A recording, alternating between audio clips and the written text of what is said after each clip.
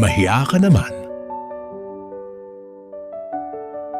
Hoy politikong budol, ikaw nga, nakapwesto ka marahil. Dahil sa pandaraya, pinili mo ang boto niyong mga dukha. Sinamantala mo pangangalam ng kanilang sikmura. Dahil sa kahirapan, wala na silang magawa, kundi yakapin ang patalim ng balat kayo. Mong awa.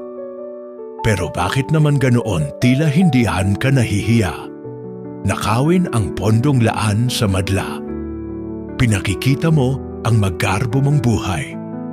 At sa luhoy nagpakasawa, inilalantad mo ang karangyaang. Sa kawalang hiyaan nagmula, nin given to Fishay. Hindi man lang pinansinbayang hikahos na sa lupa. Ikaw ang leader ng bansa, pero bakit wala kang ginagawa?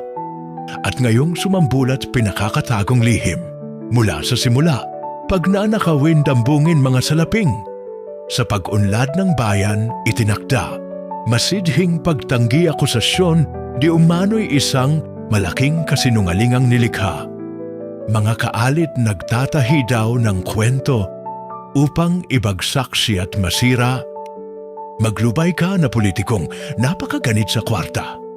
Parusang ipapataw dapat, noon mo pa ipinagdusa.